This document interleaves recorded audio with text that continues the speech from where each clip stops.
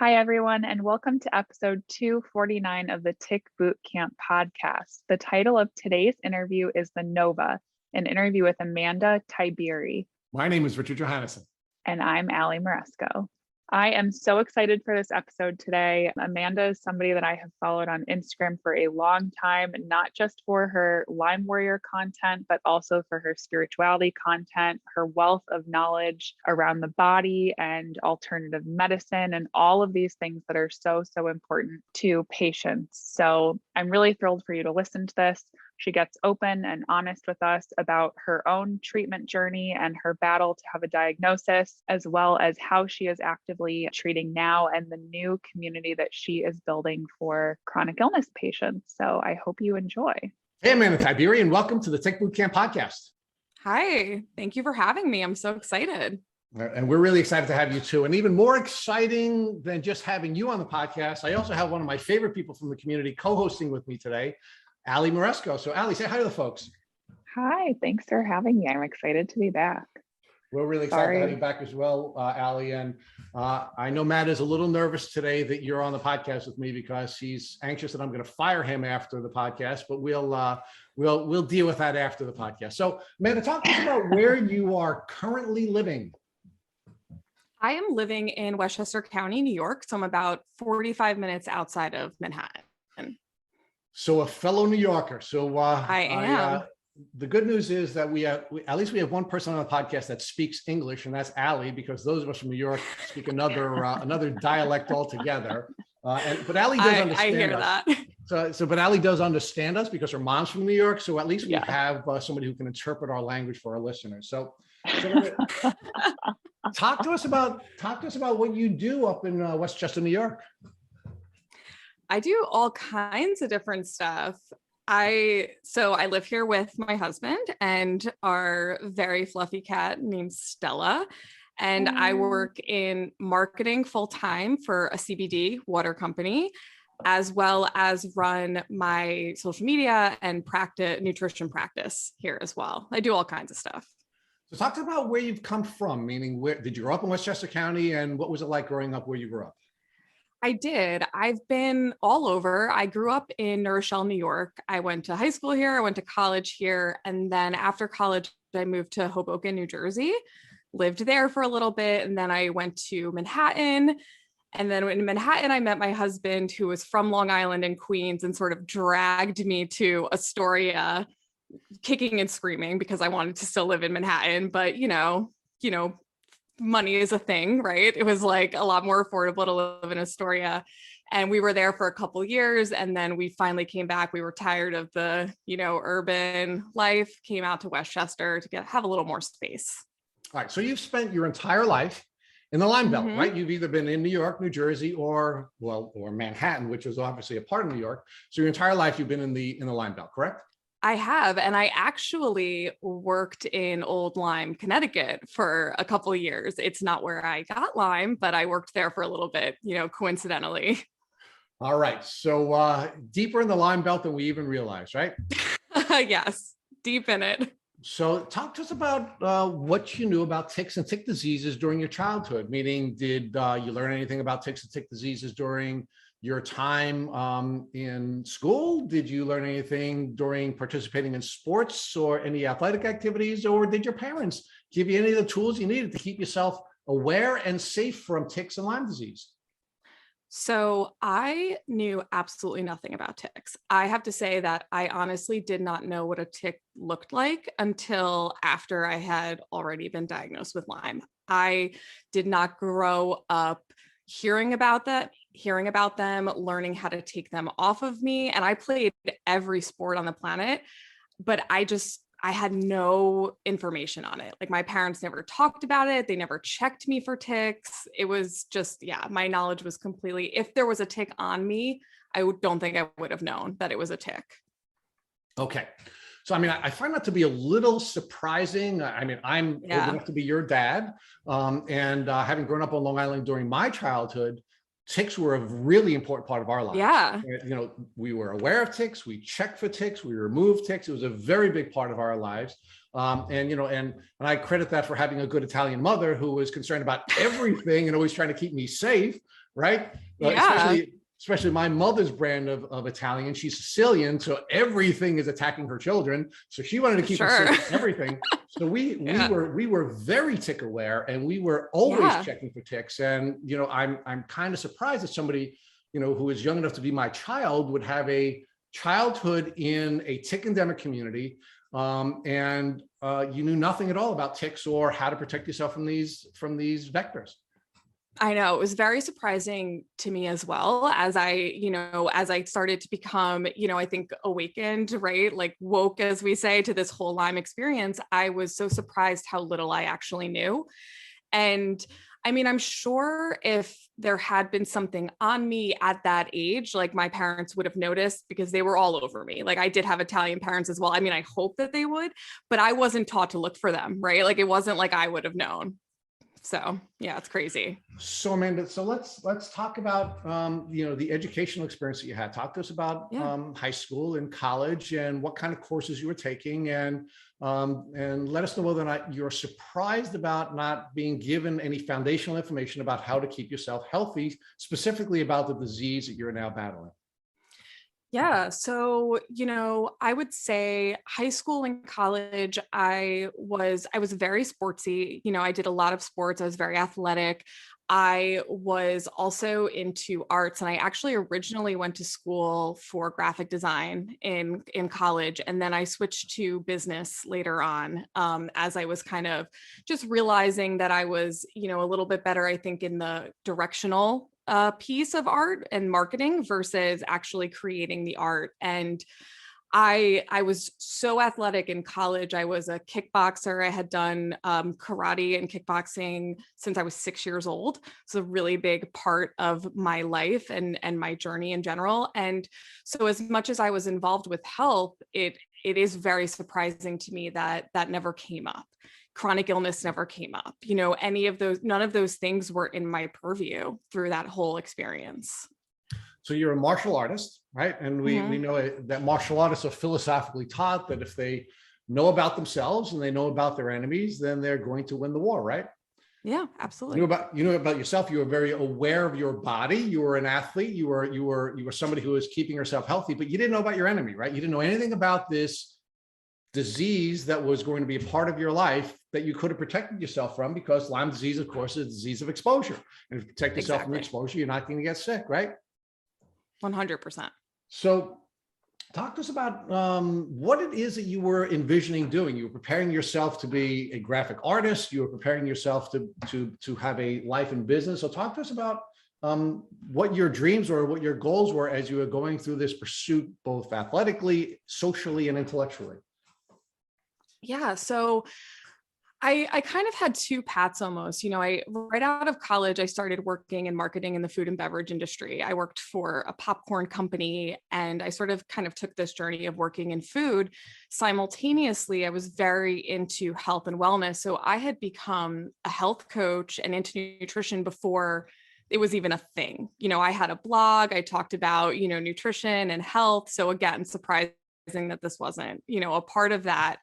And so I really saw myself as sort of intertwining, this life of wellness and nutrition and food and beverage, and having, being a marketing person, kind of was thinking that I eventually would be working full time as a personal trainer, teaching kickboxing, teaching things like that, as well as maybe having my own brand of like a food brand or something of that nature. And that's kind of how I saw things going, before the tick, right? Before the Lyme. Okay, so let's get there. So when did you first start to feel the symptoms of what you now know to be Lyme disease? So I started to get feel the symptoms probably, 2014. It started as pain in my spine, in my hip, in my lower lumbar spine. I started to have pain. That's when my chronic pain started. Okay, pause there for a second. Where are you in your life? How old are you, and what are you doing in your life? Professionally, I'm 33. Personally? Yeah. I'm sorry? So I'm 33. I'm 33 right now. And so, yeah, I'm working full. No, when you at that time. At the time you start feeling the symptoms that you now know to be your chronic Lyme disease symptoms, where were you in your personal and professional lives? So I was about, God, I guess I was around 26, 27 years old. I was living in Hoboken. I was single. I was living by myself. And that's when the chronic pain started. The rest of the symptoms started to come on a little bit later in my journey, but that was really the first thing that I experienced. And then as I went through the journey, looking back, there were things that were happening that I didn't realize were Lyme. Even before that, like where I kind of was like, oh, I thought it was maybe hormonal, or I was sore from exercise, or I hurt myself from kickboxing or boxing, but really that was the beginning of this like arthritis and this beginning of the Lyme symptoms. So I didn't really notice that anything was going on until I was around 26. And then I still was like, oh, it's just, I hurt myself, I kicked too hard, I did something. But then that pain never left. Okay, so let's build out the context a little bit more for Sure. the early symptoms, right? So you're an uber athletic young person, correct? Yep. You're focusing on fitness, so you're very fit. Diet is a very important part of your life, so you're also eating correctly, correct? Mm-hmm. Yep. Okay, so now when you first start to feel the symptoms, and I want the earliest symptoms before you were 26 and you started to feel what you now know to be those chronic symptoms, were you ever, going to see a doctor to find out why you are feeling the way you are feeling? I mean, you're this uber fit young woman. You've always been athletic. You've always eaten right. You shouldn't be feeling any pains at 24, 25 years old. Did you go see a doctor? I did. So I went to all different types of doctors. I went to a chiropractor first and foremost when I was living in Jersey. And they were just like, it's an adjustment thing, right? It's like, you need to just be adjusted. So they would tell me that. The other thing was that the other symptom that I had was that I was super, super emotional, and I put on weight that I could not get off my body. Like I was so inflamed. And so I remember going to a personal trainer at the time, to train me, because I was like, well, I don't know, right? They know better, who sent me to a doctor because they were like, there's something wrong with you. Like, why aren't you losing weight? Like, you're doing everything right. And like, I could not figure out what was going on, why I was in pain, why I was so inflamed. And they just kept telling me, something's wrong with you. Like, you're definitely lying to us about what you're eating. You're not working out hard enough. You're not lifting enough weight. And so I kept doing things that were actually making it worse instead of making it better, because I was getting all of this incorrect advice. So what were you doing with the incorrect advice that was making it worse for you? I was going, I would say, harder on myself, right? So I was like working out harder. I was training for marathons. I was restricting myself with food and taking things like pre-workout and like all kinds of stuff, because I had no idea what was going on. And I was so young. And I also didn't want to give up my sports because they were really a part of how I coped with chronic stress and things. So things like that.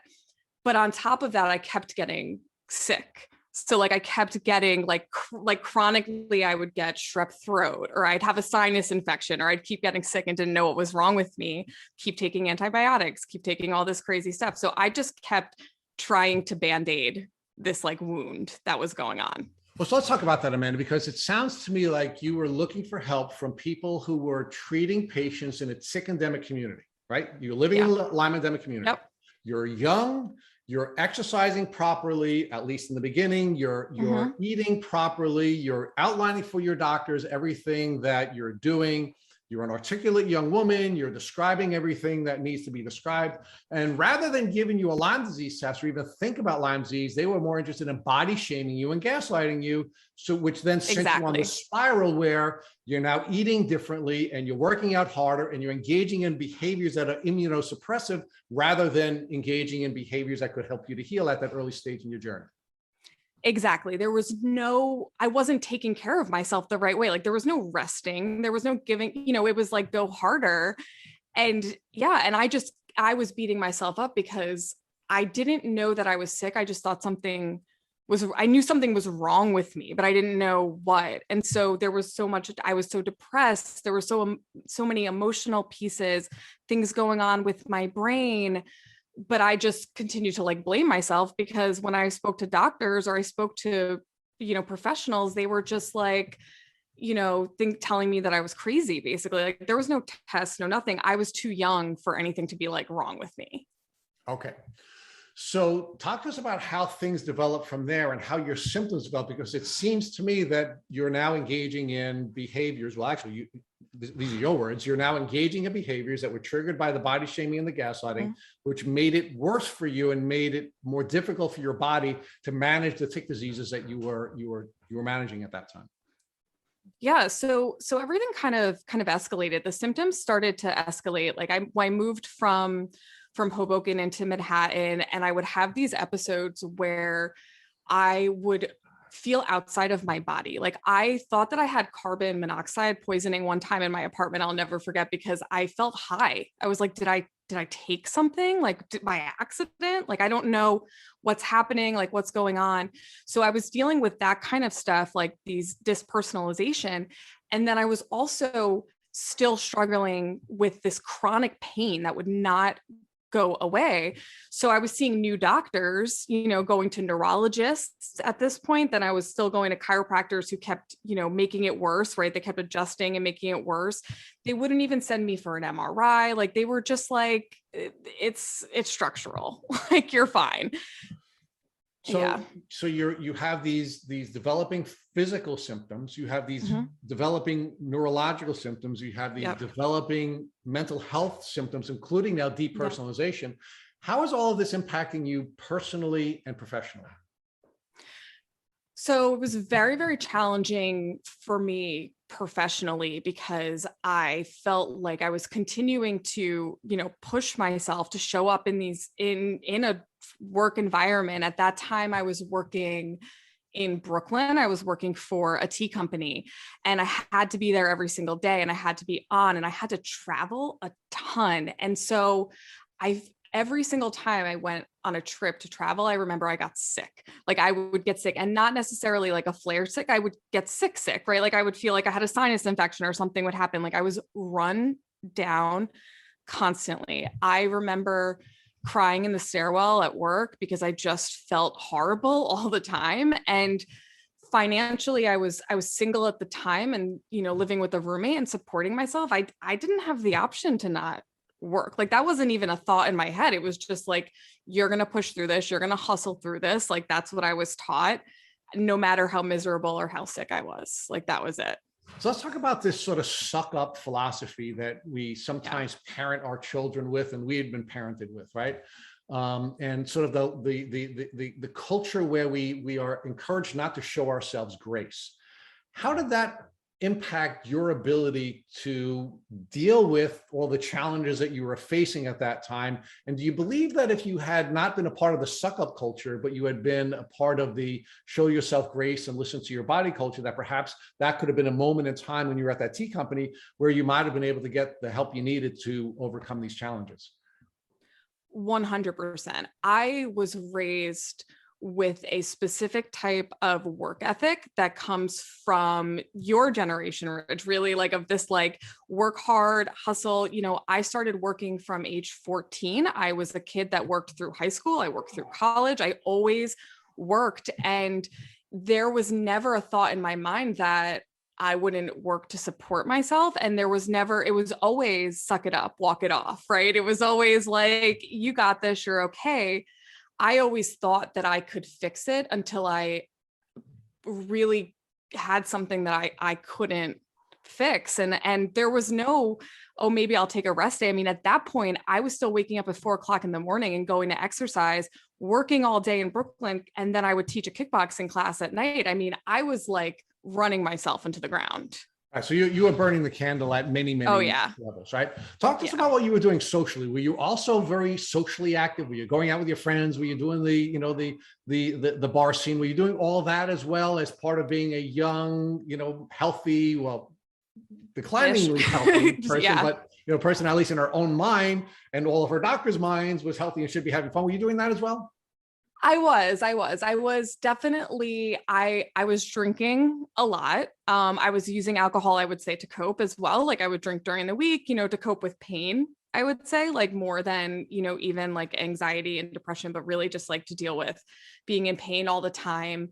And yeah, I was going out on the weekends. I was dating. That was the time when I did meet, my husband, and, kind of, he really then was like a part of the entire journey because he like witnessed all of it. But yeah, I was living a somewhat normal life, or trying to, but I kind of had always felt a little disconnected from the social scene because on the inside I was going through all this other stuff that I couldn't really like talk about. So, we talked a little bit about, culturally how you were raised, and you were a part of the suck up culture, but you also were a young person who really wasn't showing herself any grace either, right? You had this immune system that had been pretty healthy relatively. You had this body that worked really well, and you weren't really listening to your body, right? Because you were working hard, and you were working out hard, and you were partying hard, and you had all this hard stuff going on, right? And of course, because you're young and you didn't have perspective, you really didn't have a lot of gratitude for this really gifted body that you were given, right?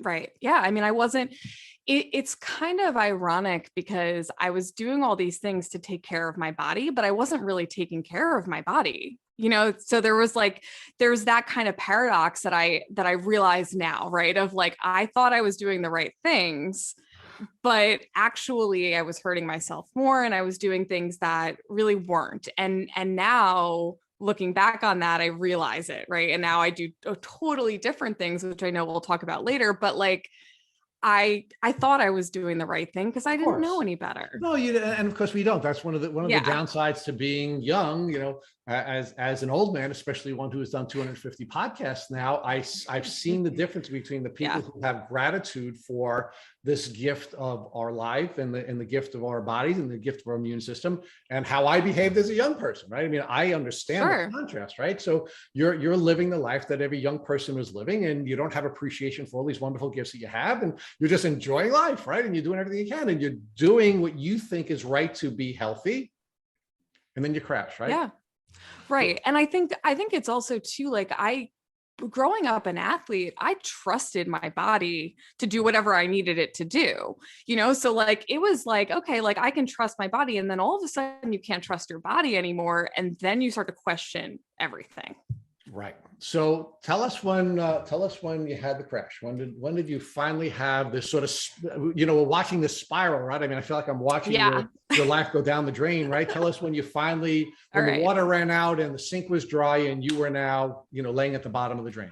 Yeah. So shit really hit the fan when I was living in Astoria. This was probably 2018. So 2018, 2019. So a lot later. I did that cycle for years. My grandmother had passed away, and I had at the same exact time, like I think days apart, I had my 7th or 8th back procedure because I had been dealing with chronic pain now and having doctors, they were electrically shocking my back because I had arthritis all up and down like my spine, and they couldn't fix it, right? They were just like, we're going to shock you so you don't feel it. I was so drugged up on all different kinds of stuff, right?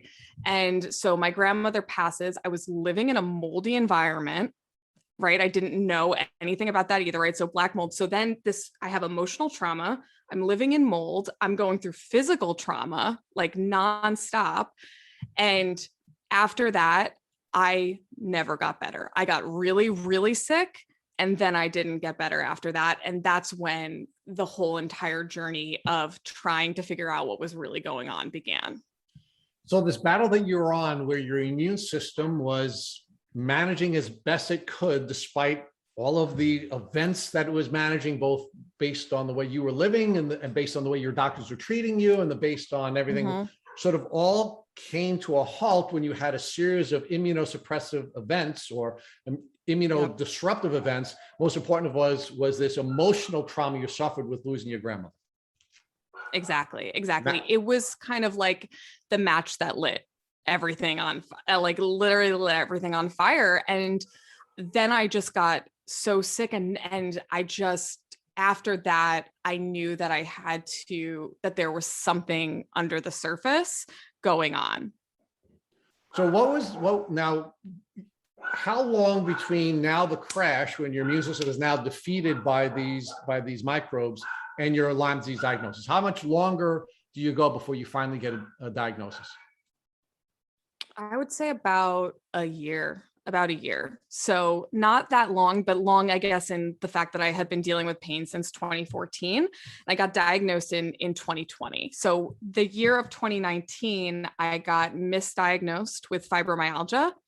I went to a handful of doctors and nobody could really figure out what was wrong with me. So I kind of like went through that whole cycle that a lot of people do with Lyme, and then finally got a clinical diagnosis because that was all they could really diagnose me with, because it wasn't coming up on standard tests.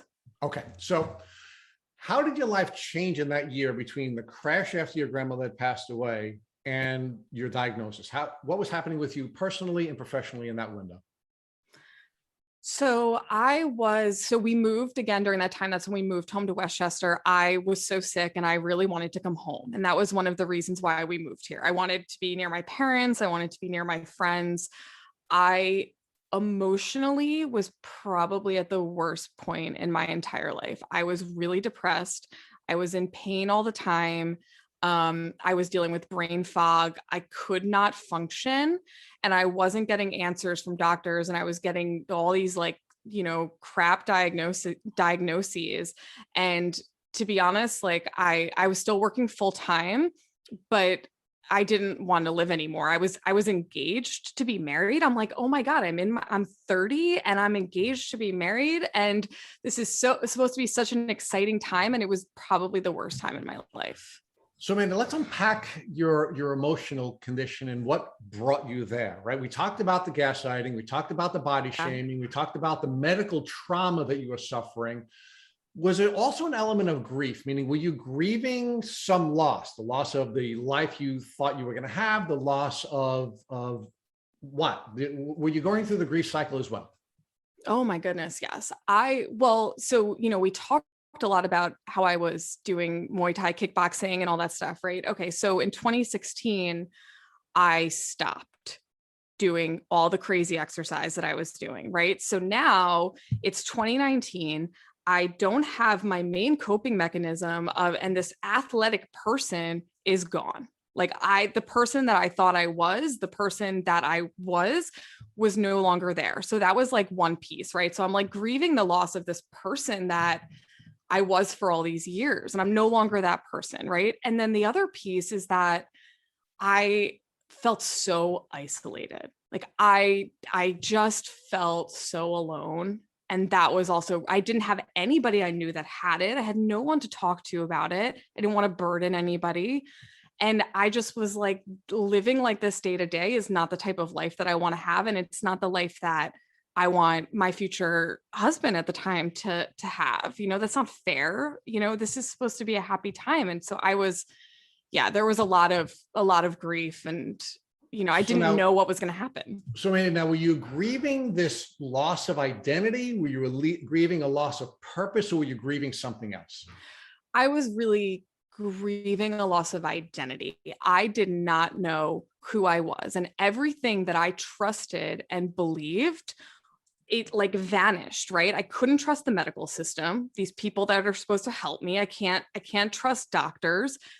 I can't trust my body anymore. And the worst of all was when I couldn't trust my brain, because then I was living in fear because I had to present all the time at work. I had to show up on videos. I had to, show up, and I was scared that I wasn't going to remember what I was supposed to talk about, and nobody knew what was going on. So I was pretending that I was fine, and I couldn't trust that, I wasn't going to wake up one day and feel horrible. I had no idea what was going on. And it was just, I was living in fear constantly. So I'd like to unpack this brain versus mind piece with you now as well. So you said you couldn't trust your brain. Now, were you unable to trust your brain because you were suffering from brain fog and you weren't functioning cognitively? Or were you not able to trust your brain because your mind took you to fight, and you were in fight or flight all the time, and you could not properly perceive the world because your survival software was constantly being triggered? Or was it both? I think it was both. I mean, the brain fog was definitely a major thing, because for me, I'm such a communicator, the way that I, speak, it's so important to me to be able to articulate myself. So I would go into like these meetings and stuff, right, where I was so scared that I wasn't going to be able to articulate what I was thinking. And I struggled with that a lot, and it came through a lot. So I think that was one piece. And then also I was definitely in fight or flight. I mean, I was scared all the time, because I was always afraid of another flare or what was going to happen. And so, yeah, like, I mean, just in that inflammation, like loop, right, of stress cycle. So at the time you believe that you were in fight or flight because of all of the betrayal and because of the physiological issues that you were facing, but do you also believe you were in fight or flight because your body was under attack from all the microbes that were attacking your body? 100%. Oh yeah. I mean, my body was fighting, the spirochetes, it was fighting everything. And also I would say viewing every single thing as the enemy, right? Like my body was like, at that point I was like had hives for like 3 months straight because I couldn't eat anything without there being some sort of reaction. Like it was like everything was attacking me. Everything was a threat. Everything was a threat. So when did you finally get diagnosed? How old were you, and who diagnosed you? So I got diagnosed in 2020, in the early 2020. And I was diagnosed by an LLMD, a Lyme Literate Doctor that's about, I would say 20 to 30 minutes, north of me, because there isn't one directly in my area.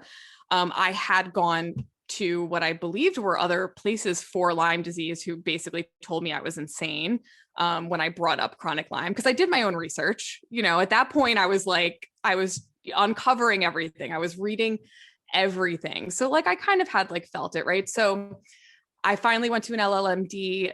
Within like 5 to 10 minutes of talking to me, he was like, you have chronic Lyme. Like he was like, he's like, you're presenting with every single symptom. Like, he was like, I don't care what the blood work says. He was like, this is what it is, what I didn't remember getting bit by anything, so I think it was shocking to me in that way.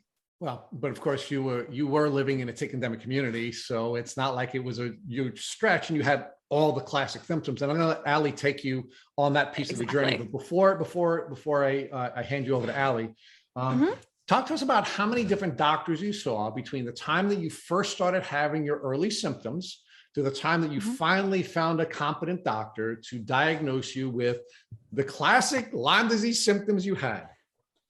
Okay, let's see. I went to a ton of them.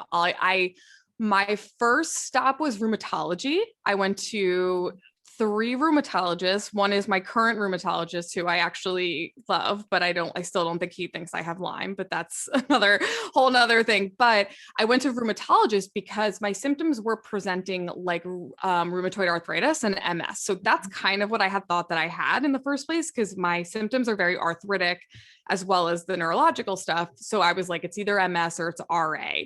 So that was my first stop. And that's where I was diagnosed with fibromyalgia. And then I kind of was like peeling back the layers. I went to naturopathic doctors as well. I went to my PCP. I went to everybody. I went to everybody. And then finally I went to the LLMD, who ended up, really just like he was the one that understood. So yeah, there was like probably like 10 doctors. Well, it's always such a relief when you finally find a doctor that listens and seems to understand. And, you've been, like so many patients and so many listeners, you've been on this incredibly long journey. You're presenting with all the classic Lyme symptoms. Of course, no one thinks to test you for Lyme disease until well into your journey, but I digress. I'm curious to know, because it can look so different for everybody, your first course of treatment, like the first treatment journey you tried, what did that look like for you? Sure. So my first treatment with the LLMD was doxycycline. So, and I feel like I always say that doxy is the gateway drug for people with Lyme. Like it just is. Like, if you haven't been on doxy, like, I don't know, do you have Lyme? Like, I don't know. Right. Like we've all been there.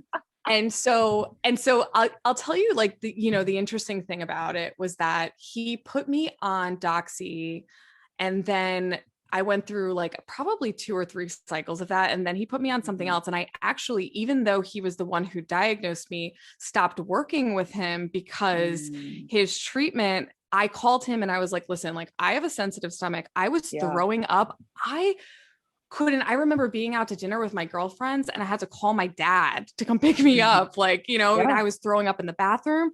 So when I spoke to the doctor about that and he was like, let's try another antibiotic, I was like, we're switching course, like appreciate it. Thank you for the diagnosis. Like, but like, we have to move on to something else. Yeah. And it's interesting you say that because obviously as patients, we all know like what works for me might not work for you and vice versa, right? Yeah. So each patient is different. There's no one size fits all protocol for anybody. So I always struggle when I hear other people say that a doctor, you know, was like really hard and fast on like a certain modality of treatment, or because there's all these options, you know, there's Western, there's integrative, there's functional, like the list goes on and on. And I'm trying to I'm having a Lyme moment. I'm trying to think of the right way to ask you this question, but I love the fact that you said, you know, this doctor isn't for me. I need to find somebody who's going to help me. And I guess what was your, I don't want to say what was your final straw to that, but like what made you feel okay about doing that? Because I think as patients, sometimes we have so much guilt around like saying no to a treatment or like saying, you know what, this isn't right for me. Maybe I need to do something else. Because at that point, you're just so happy to have somebody that listens. But I think you could provide some insight here. Yeah, I think at that point, I was getting the more information that I had, it was really empowering, right? Like I started reading all these books about mold toxicity, about Lyme. I was reading all these books. And at that time was around the same time that I had started my community, right? So I was kind of empowering myself. And so I felt like I wanted to take it into my own hands, which is a scary thing to do. But like, I felt like it was the right thing because I knew that what the antibiotics were doing to my body wasn't right. And so like, I was like, you know what? I appreciated like what he had done for me and that he got me in that way. But just my gut instinct was like that the way his treatment wasn't the way forward for me, you know? And so I kind of like made peace with that. And I think this is a great lesson for everyone that we know our body best and we shouldn't second guess that gut feeling. You know, especially after seeing, I don't want to say experts, but like experts for so long as we often do that can't fit us in a neat little box.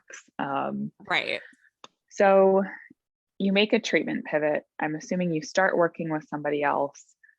You know, I'm curious to know, what did that new plan look like for you that worked kind of like when you took your treatment into your own hands?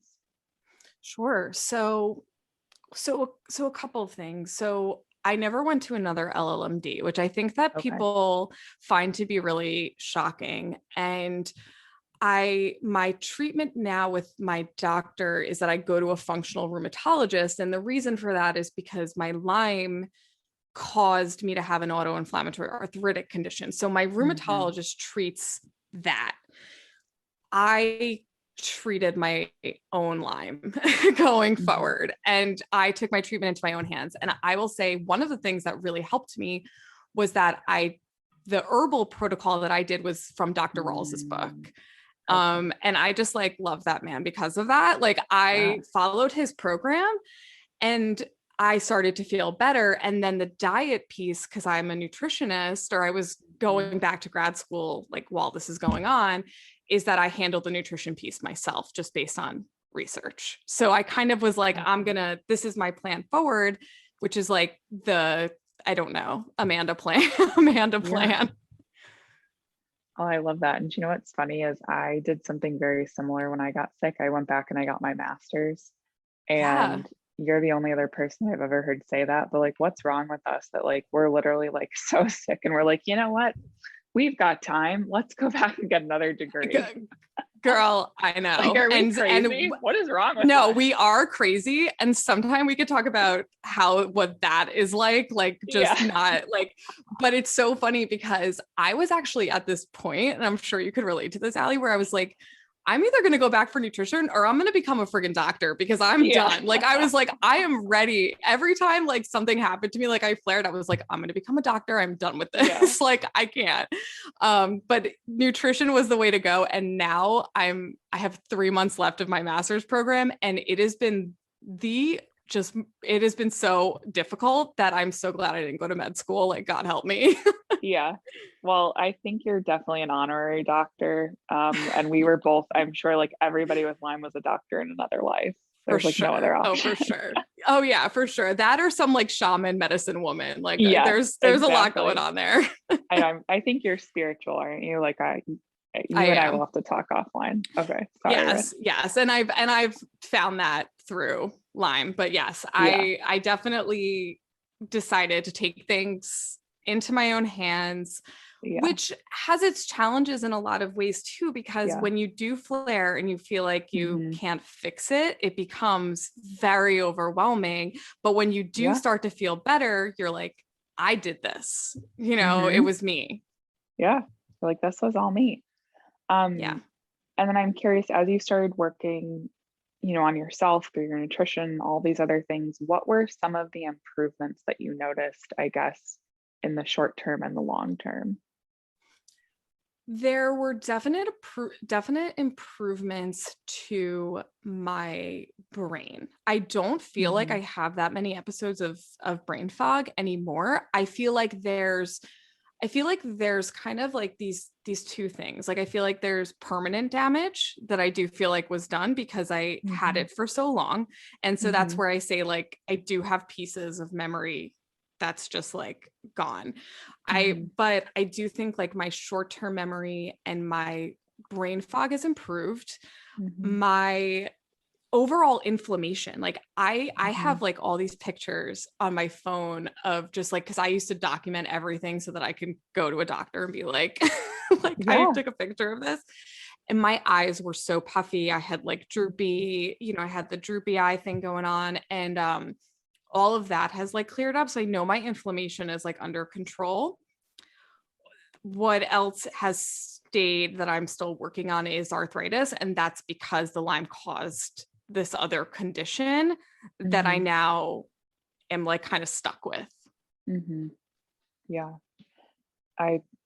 makes perfect sense. I'm also curious to hear you talk about, you were talking about mental health and grieving your old self earlier. And I think that's something that a lot of us go through in our own, unique ways. And we touched upon, spirituality and all of these things. I think that you and I love it and practice. And I guess to keep your mental health just as healthy as your physical health, like, what does that look like for you? Or putting that into practice, what does that look like? Yeah. So not to get super dark, but I feel like sharing this is really important because Lyme is dark in a lot of ways, and we've all kind of like been there. But, when I first was dealing with this in 2019 and I didn't want to like live anymore, like I remember having a conversation with my husband where we literally went to a diner and I was crying and I said, like, I don't want to do this anymore. Like, I don't want to live. Like, I don't want to do this. After that, I created my community on Instagram because I was searching, like many of us do, for people that understood. I was searching for a place to belong. I wasn't finding it anywhere. And so starting that community really saved my life, like, honestly. So like having an outlet has been really important for my mental health. I also have been in therapy for about 3 years. And the funny thing, I mean, it's not funny, but my therapist found out that she had Lyme throughout the course of us working together. Like, she didn't know. So it's so helpful to have her because she really, really understands. But like, that wasn't, both of us didn't have it when we started working together. It was like very kismet. So I do weekly behavioral therapy, which is so, so important. And yeah, and I write a lot. And I think like writing and meditation for me, that's just my form of like of Yeah. mental health. Mental health is so important because the Lyme messes with your brain. So you don't know what is you're really dealing with things or if it's like screwing with you. And so like after that moment with my husband, like it became really important to me to make sure that I lived and that I took care of the depression. Yeah, absolutely. And can you speak a little bit more about your community? Like where can people find it and all of these amazing things? Yeah. So I created my community, which was Grab a Spoon. And then I recently rebranded this week because I'm just a crazy person, but I just felt like I was moving forward. Just because I'm nuts, but I was like moving forward. And so now it's Amanda Nova Wellness. And I'm working on actually a new community called the Nourish Starseed Collective. And that is going to be a community. I know you're making it. Yeah. Worlds collide. Sorry. Dr. Horowitz. Yep. Okay. Yep. Oh my God. We'll talk about that, Allie, because I emailed yes. Anna Roberts and was like, hello, like what's going on? Yeah. So I'm so happy that's you. Sorry, I got so excited. yes, that's me. So, okay, so I am building a network that's going to exist. So it's not just going to be an Instagram page. It's going to be a network that's going to exist where people who have chronic illness can come and we can talk about all these things in a way that's like a positive space. Because what I realized is that there are some of those things that exist. It's not like it doesn't exist, but there's so many people who are young and struggling with chronic illness who are still entrepreneurs, who are parents, who are still living their lives. And like, we're not celebrating that enough. Yeah. And so like, I wanted there to be a place where people can come to talk about their illness without judgment, but also for me, like I just started working with a designer to help develop it. And she has a chronic illness. And I'm like, these are the people that I want to be working with. Nothing against other people. It's just, I want to bring this community together. So I have just started to work on this. It'll probably launch in the summer when I finish school so that I can like fully dedicate, but it'll have educational resources and tools. And it'll also be a place where people can like chat and talk to each other. Well, I'm so excited for you. And I'm so excited for it to launch. And yes, one thing at a time. We don't need to overdo it. Yeah. I have one more question for you before I stop talking and let Rich talk. Maybe for 1 minute, I'll let him talk. How did you figure out you were a starseed? I had an Akashic reading where I know. So I learned that I was from Mintaka, which is like the oldest. Are you Mintakan? Yeah. Oh my God, Allie. I have chills. Oh my God. We're probably like star family. We're probably like sisters. Okay. Yeah. We have to talk. Wild. Oh yeah. Yeah. There's a lot. I use Rebecca Campbell's Starseed Oracle deck, and that's how I figured it out. And she's incredible. I don't know if you feel this way, but I have like always with like healing journeys been like very drawn to the ocean. So like every time I've had some kind of like insane like medical trauma or like something that was terrifying, like I'm very lucky I always go to the ocean. And it's just such a nothing is like as rejuvenating as that. And then in the late summer, my mom and I both collect crystals, and my mom found me a quartz that had grown inside of a shell.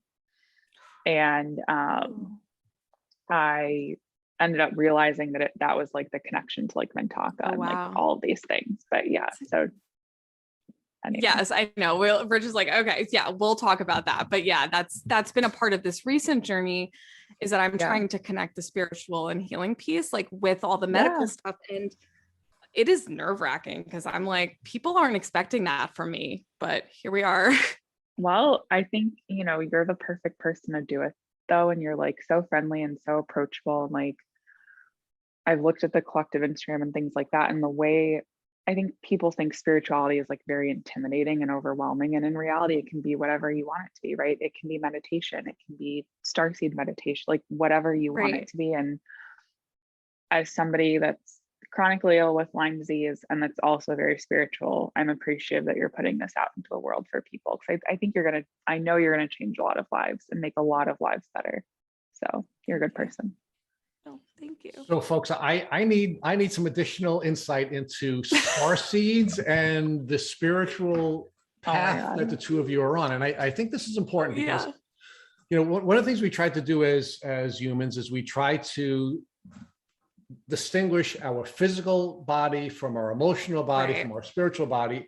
And just like there are many different paths to healing physically and many different paths to healing emotionally, there are many different paths to healing spiritually. And we always sort of get uneasy when we start to talk about the spiritual path. And as a traditional Christian, I have a very different path than your paths. I'm not saying one path is right or wrong, but I think we have to be a little bit more open. And since the two of you opened the door, I'm going to walk through it. So talk to us about both. I'd like both of you to share with us and our listeners how you were able to layer your physical healing, your emotional healing, and your spiritual healing, and how the path that the two of you seem to be on together was your path to spiritual healing.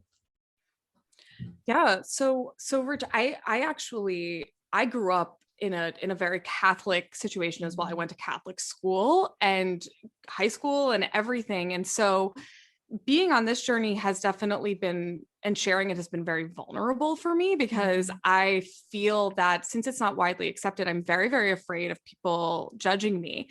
But I also can't help it because I feel like I'm being called to share these things because it's important. I am asking you to. I'm doing it. I'm doing it. All right.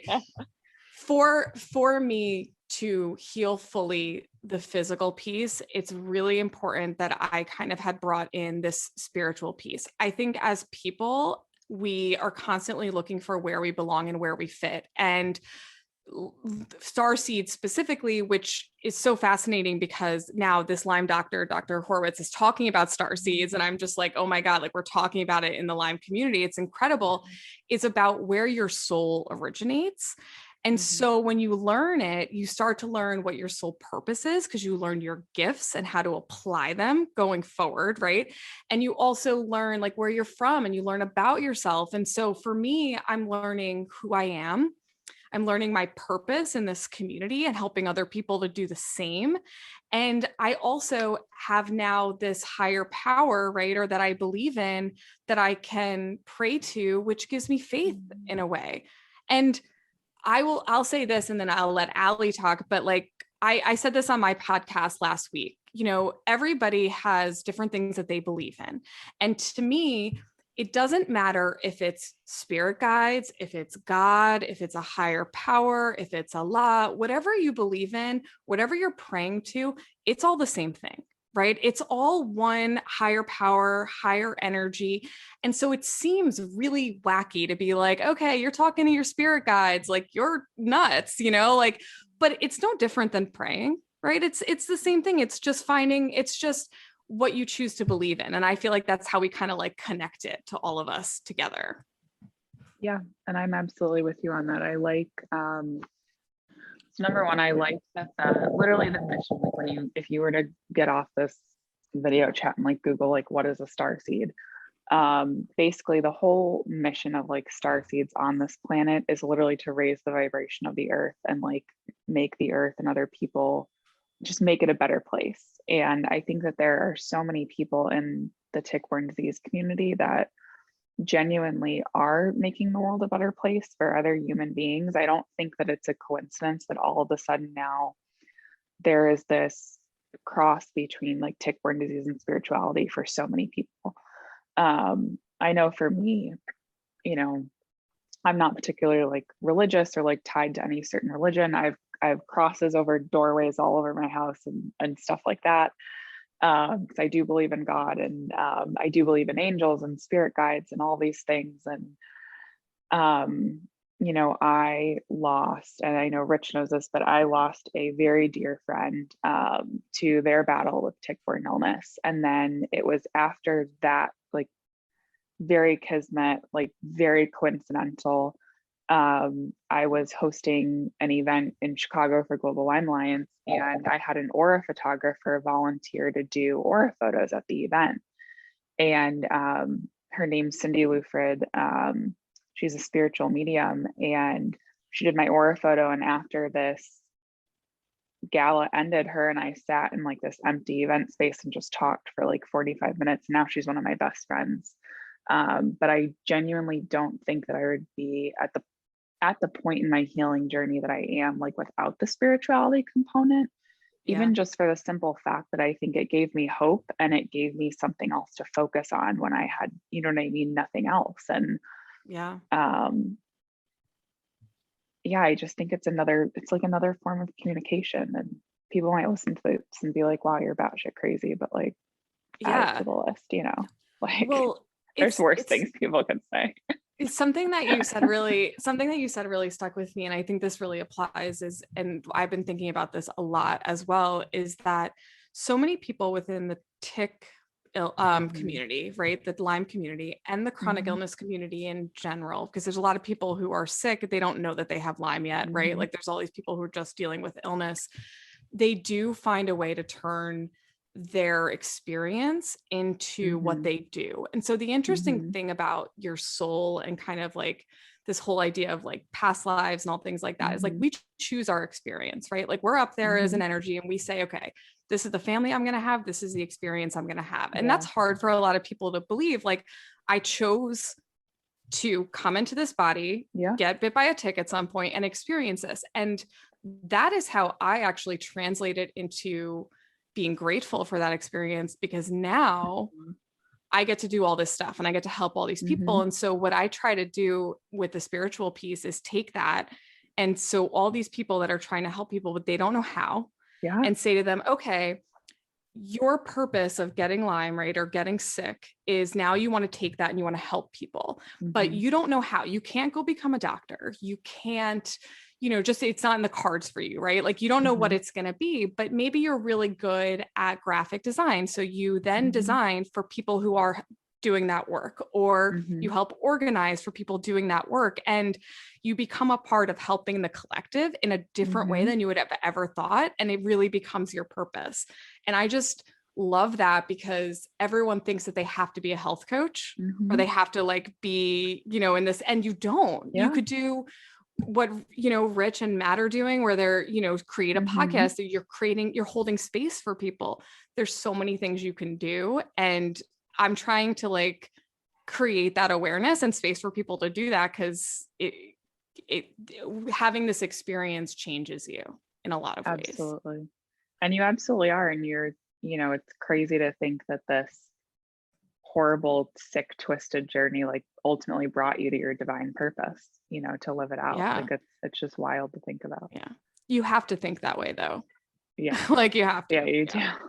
You do. Well, I mean, do you have to think that way because there's really no other truth but that truth? Or do you have to think that way in order to be able to heal? Or is it something else? So give me some insight into your spiritual piece. Because, you know, one of the things that Matt and I have taken a great deal of pride in over the course of our 250 episodes is that we see patterns that lead to people having success and ultimately becoming a happy person on the journey and ultimately getting to a new place. And then unfortunately, we do see a subset of people who are sick and not really doing well, right? And it's not for us to judge, but you know, we just see these patterns, and we've been seeing them from very early on in the podcast, right? And one of the things that we have seen consistently is people who ultimately get to a point where they're taking that step from their own personal healing journey to helping others on their journey, or the people that heal, right? When people are now finding a new identity and ultimately finding a new purpose, which is how I would define spirit, which is why I think there are a lot of different paths up the mountaintop. And I'm confessing, I never even heard of star seeds until I started reading Dr. Horowitz's book to get ready for. So it's another one of the another one of the ways that Ali Maresco is opening me to new experiences. But it is important that people find this spiritual step in their journey, so that they have a context for which they are now viewing this experience. They're the people that heal. They're the people that find healthiness and happiness, and the other folks do not, right? So talk to us about, you know, again, the different paths that you've both been on, and how that transformation has been a vital part of your healing journey. Yeah. I mean, I think that there's two ways that you can look at it. I think you can say, why me? Right. And kind of like victimize yourself. And I don't think that that's wrong. Right. Like, I think that there's a place for that. And we've all been there. Like, you know, I have been on the floor, hysterical. Why me? I don't want to go through this anymore. If I take one more supplement, I am good. That's it. Like, I just can't. Right. But for me, I had to find purpose in order to move forward, because everything that I have done over the past couple of years with this has been for other people. And that why is what drove me to heal myself, because I knew that I had to show up for all these other people. And I didn't want people to go through all the dark stuff that I went through. And I wanted to provide that. So that kept me going. Like, I was like, I need to show up for these other people. And my why of creating this, like this purpose, it's fueled everything for me. And I needed that. And I do need that. And I don't think everybody does. Like, I think there are people who just like want to heal, you know, it's not necessary for everybody, but I think for people like me and Allie, like, that's what keeps us going. Well, I mean, I will have to disagree with you, because I think it is something that everyone has to do. And I don't think any human can be happy if they haven't identified their gifts, and if they haven't identified the gifts that they have been called to use to make this world a better place and make people's lives better. Right. So let's talk a little bit more about that, because one of the things that I really enjoyed about preparing for this podcast is looking at your social media. And not only is your social media and Instagram in particular graphically beautiful, and not only are you a brilliant communicator, especially with your face, which I think is just a real talent. You know, as someone who doesn't have any acting skills, I know I communicate with my mouth and not particularly well. So I think you're brilliant at, you know, communicating that as well. But what I really enjoyed about your Instagram, if truth be told, is the way you described your transformation, where you went from Amanda 1.0 to Amanda 2.0. And I think you even changed your at least your name professionally from Tiberi to Nova. So let's talk about that transformation and how you really brilliantly articulated that journey that you went on, and how that was important for your healing. Yeah. So this has been, new, super, super new and going on. And coincidentally enough, Nova means new in Italian, which my dad is very hung on to. And I think that's the only way. I mean, I got married in October and I haven't taken my husband's last name. My dad is like, he's like so excited about that. And now it's like Nova. And he's like, well, it means new in Italian, right? So that's okay. And I'm like, okay, but that's not exactly why. Nova is also, a really bright star that sort of just has all this energy and energetically shines and just kind of like bursts onto the scene. And that is what this has felt like for me. I started to feel as I healed, right? As I've been healing, I started to become a little bit disconnected from the original identity that I had when I started this journey, because I've changed so much. And I just wanted to do something that really emulated that really kind of like brought that to life, because I've become this different person. And it could also just be that I'm more myself now and I'm more authentic and I have more confidence to show up as that person. But whatever it is, I'm no longer that Amanda Tiberi from, 2019, 2020, when I first started like really doing this. I'm this new person and I'm ready to show up as that person. And so in order to do that, I really wanted to change my name to really mark that, because, I feel like it's in my hands now and I have the power to kind of create this whole new life for myself. And so like I feel ready to do that now. So talk to us about what impact that's had on your happiness. Are you happier as a result of now taking on this new identity and being at peace with having a new identity and abandoning the identity that you had before? That, by the way, I'll use the language of Christina Consabalos, who's one of our favorite people, who said, I had to become someone else because the old person got Lyme disease. Exactly. Like, I am not that person anymore. Like that person, that super sick girl who was scared and didn't know anything. I love her and I'm grateful for her, but I am not her anymore. And now I'm moving into this new phase where I am the person that's helping other people heal versus being the person that's still healing. I mean, it's not linear, right? Like we always continue to be in this situation, but I want to take the next step. And so I feel so much happier because I feel like it's the first thing that I've done in a really long time that like really spoke to my soul and my heart in a true way. And I will say, I have had anxiety this entire week that it has been the scariest thing that I've ever done. And I have shared stories about coffee enemas on my podcast that like should have been more scary to do. Like I have no shame, but like to be honest, but this has been really scary because this is my heart and this is like this is my soul. And yeah, I feel really good about it. I feel like it was the right thing to do. And I thank you for that. So I want to explore this a little bit more with you. And one of the things that I want to challenge you on is the relationship you've had with doctors, right?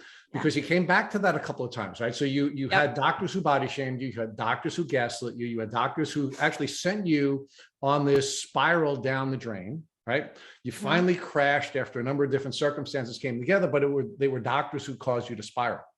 Yet when you were talking about what you wanted to do when you went back to graduate school, and I have to compliment the two of you for continuing to be the gritty gals that you were despite being sick, you said, well, I could have become a doctor, or I would have become a doctor, and you almost like thought, you're arguing that was something that you should have aspired to.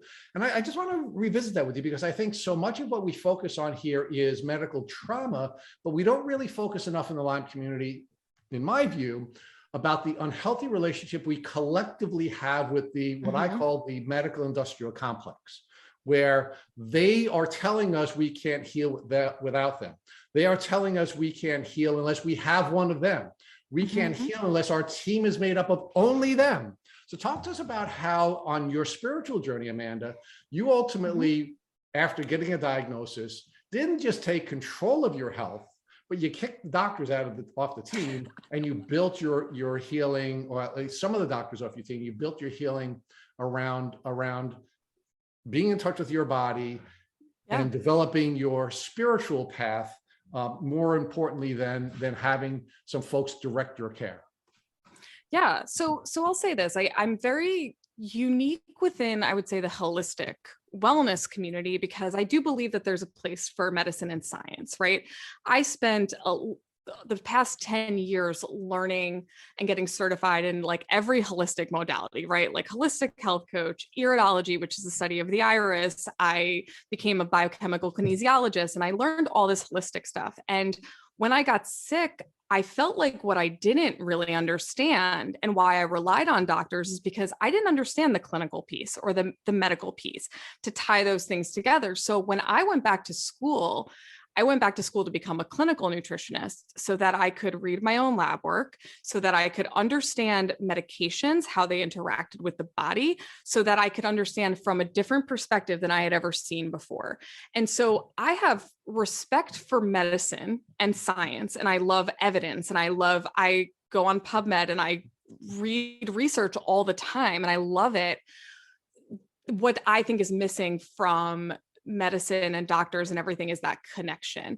And I feel like that's where a lot of us struggle, because we're like, okay, we're either going to go to a doctor and we're going to listen to everything they say, right? And we're going to do it their way. We're going to take antibiotics and we're going to do it their way, or we're going to go super, super holistic and natural, and we're not going to do any of it. But there's a lot of people in this gray area, right? Where they're taking medicine that they need, right? And they want to support it holistically as well. And so for me, educating myself made me realize that I respected my doctors, but like I wasn't going to listen to them, because I was educating myself to be able to understand so that I could heal myself. And so when I'm a real treat. Like I was in the emergency room recently and I was reading my own CT. They were like kicking me out of the emergency room. I'm like, but I have inflammation in my pancreas. Can you guys see this? They're like, we're not treating you, like get out. Because I wanted to give myself that power. Like to me, knowledge is power. But Amanda, let me make the argument to you a little bit differently, right? I think the three of us have come to the conclusion that Lyme is a spiritual disease, it's an emotional disease, it's a physical disease, right? Yep. And if we're going to look at the way the disease is now attacking our whole person, We also have to now re-engineer our healing process where we are healing spiritually, we're healing emotionally, and we're healing physically, right? And I think the biggest challenge, and look, I'm a huge advocate for medical care. I certainly value many people in the medical community, Casey Kelly being one of them that I know Ali has a wonderful relationship with, and I've treated with myself. And there are many other doctors. I think Bill Rawls is wonderful. There are a number of doctors that are wonderful. But what my argument is that when we have doctors overrepresent our team of healing, we're just focusing on the physical, right? Yeah. Exactly. And then what happens is we just sort of focus on physical, and we just never get better, right? So, for example, one of the things that Matt and I are working on is a detox protocol, right? And everybody talks about physical detox.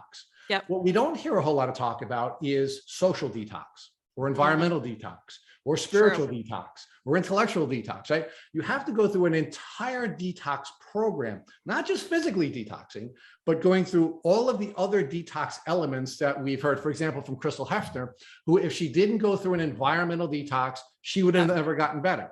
If she didn't go through a social detox, she would have never gotten better. But we never really talk about those things because we have an overrepresentation of the medical community's perspective on the physical detox and not on the holistic detoxing that we have to do. And the whole healing journey has to be, in my view, a physical, an emotional, and a spiritual journey. And one of the reasons why I'm trying to push the two of you to talk more about your spiritual journey is because we don't talk about God and we don't talk about politics and polite company, right? So now we don't really talk about spiritual. Yeah. And if you talk about spiritual in a way that's not necessarily consistent with traditional Christian principles, for example, or you do talk about it because we get some criticism when we do talk about it with traditional Christian principles that we're just ignoring vital elements of a healing journey. So I'd really like the two of you to talk to us more about the importance of treating the whole person and how perhaps the overrepresentation of the physical healing and the doctor's role in that is actually hurting the community. Yeah, absolutely. So it's a few things. I think the whole thing with doctors treating just the physical, to your point, is that you no longer, you then don't address the other pieces, which are the spiritual pieces. And you really need to have everything in order to heal. Something that I talk about often is this idea of embodiment, right? Of where as a sick person, we actually leave our bodies, right? So when we do things like meditation, even, right, we're out of our bodies. We don't trust our bodies because why would we? Our bodies hurt. They're not a place that we want to be in.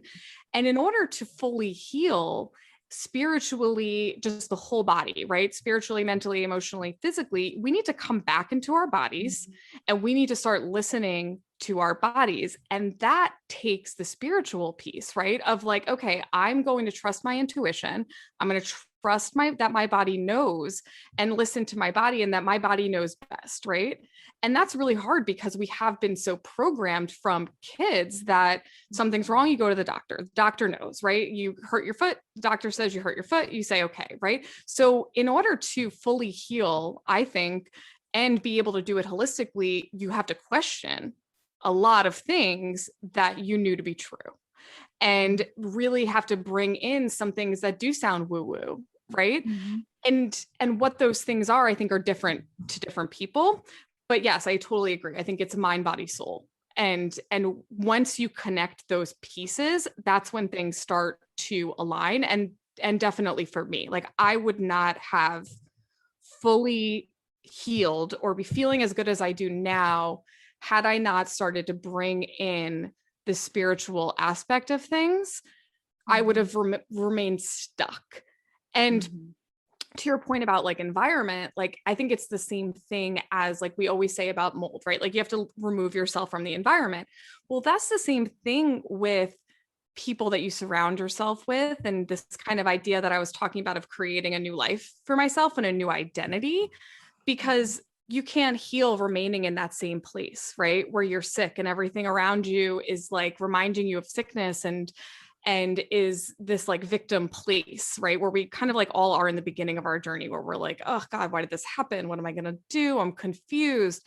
And so like creating this new place where you're empowered and you feel like, okay, like I know and I trust my body, I think to me is like really important to kind of like break through that barrier of healing. So Ali, I'm interested in your perspective on, or your comment on Amanda's really brilliant insight.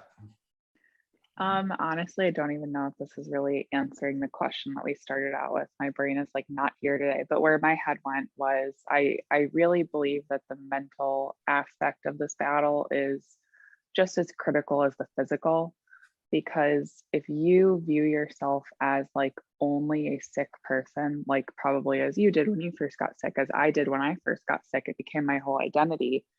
You just don't know anything else.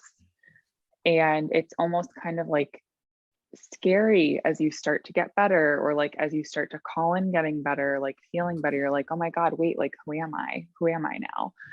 That's why I loved when I found the spirituality aspect and the starseed aspect of things. And I feel like it gives you another piece to like who you are, and it gives you another outlet to, whether it's for interests or like as an identity, but then you're like, yeah, I have Lyme disease, but I'm also interested in XYZ, and I'm a starseed, and I'm spiritual. And it helps to, or at least it helped me not to have such like a one-sided like view of myself, like just as a sick person now, and that's all I am. Because I think if I hadn't gotten out of that frame of mind, I wouldn't have started to get better. I think the larger question is, can we get better when we're just looking to accomplish our own personal outcomes? Or is that something that will give us significance, but never get us to a point where we can truly heal until we get to an identity and then ultimately a purpose that will allow us to identify what our superpowers are? And, you know, I talk about that all the time, and how we're supposed to use those superpowers to help other people, right? I use the term, and I've described Ali as a superhero before, right? And the difference in my view between a hero and a superhero is a hero is somebody who will do something heroically once, you know, and off. And somebody who is a superhero is somebody who consistently uses their gifts and talents to help other people on a consistent basis. That's what their purpose becomes, right? And what we see in this podcast, at least, is the people who take that step and they become superheroes, and they identify, and I believe identity is identifying those God-given traits that you have that were used as part of your creation that are designed to help other people. When you get to that path, that's when you find happiness, and that's when you find healing. And I'm just wondering if that was consistent with your journey, Amanda, because that's certainly what I was reading as I was looking at your social media and studying the great work that you're doing, that you sort of went on that path and ultimately got to the point where when you became the superhero, that's when you were able to heal. 100%. I would say, like, I learned so much about myself and about my gifts that I had to give to the world on the entirety of the journey, right? Like, I think that those things were coming through, and I didn't know what they were until I started getting into the spiritual piece and learning about my soul and who I was. And then I was like, oh, I've been doing these things all along. But once I learned that, then I could move on to the next step where I really utilize them for good, right? Like, I was already doing it, but I wasn't aware of it. But once I became aware that, you know, I'll say my gifts that I've learned through myself, right, is communication. So whether that's writing, or it's speaking on Instagram, or it's just speaking with people, right? Like that's really a gift that I have. And I've been afraid of that for a long time. You know, like, it's not easy to show your face and start talking about things, you know, like, you know, these really, you know, intricate things that we talk about. Once I learned that that was my gift, I was able to start to use it really powerfully. And that healed me because I started to see the good that I was doing. And then I was like, okay, I need to keep doing this. And the more that I educate, the more that I can help people. And the more that I help people, the more that I help heal myself, because that's how I'm healing. So let's ask you for one last piece of help. And I really appreciate all the time you've given us. And I've really enjoyed both of you during this really brilliant podcast. Is I need one more piece of help from you. If, God forbid, your husband, who has been with you from the beginning of this health journey, came into the room right after the podcast and he had that tick biting him, what would you do or recommend that he do so that he wouldn't have to go on a chronic Lyme disease journey? Okay, so my original answer to this, right, was that I would just light him on fire, or I would tell him to just jump out the window. Don't do that. I wouldn't do that anymore. I would probably have him call you guys. No, we'd put we'd get it off him, put the tick in a bag, and we would just, start taking care of everything immediately, right? Like we would just, hit the ground running. I wouldn't want him or anyone else to go through this experience. That although I'm grateful for mine, I wouldn't change a minute of my own experience. Actually, I don't regret any of it. I'm so grateful that it happened. But yeah, I don't want anyone else to go through it. So I do have a piece of bad news for our community. I've loved having Allie as my co-host so much that I've now decided to fire Matt Sabatello as my co-host, and I'm now moving forward. Bye, Matt. Allie as my permanent co-host. Unless, of course, Amanda has some time to fill in for Allie once in a while, then I'd love to have you. I will. I'm there for it. So I want to thank both Allie and Amanda for this brilliant conversation, and I thank you for being vulnerable, particularly on the spiritual piece. I think it's going to be really helpful to the community on so many different levels. And again, I thank both of you for taking time out of your lives to share your beautiful stories with the community known as Tick Bootcamp. Thank you for listening to the Tick Bootcamp interview with author Amanda Tiberi. To our listeners, we have a call to action. First, if you would like to learn more about Amanda Tiberi, please visit her Instagram page at Amanda Nova Wellness. Second, if you enjoyed this episode of Tick Bootcamp podcast, please share it with your friends by using the social media buttons you see at the bottom of the post. Third, Tick Bootcamp has created a Tick Bite blueprint that is inspired by the information that has been provided by past guests on this podcast. We urge you to visit our website at www.tickbootcamp.com to view the blueprint. Please note we would appreciate any input or improvements you would like to offer. Fourth, don't forget to subscribe to this podcast on Apple Podcasts, Google Podcasts, or Spotify to get automatic episode updates for our Tick Bootcamp podcast. And finally, we thank our community for your comments on our past podcast episodes. Please take a minute to leave us an honest review on iTunes, on Instagram, or on our website. We make it a point to read every single one of your reviews we get. Thanks for listening.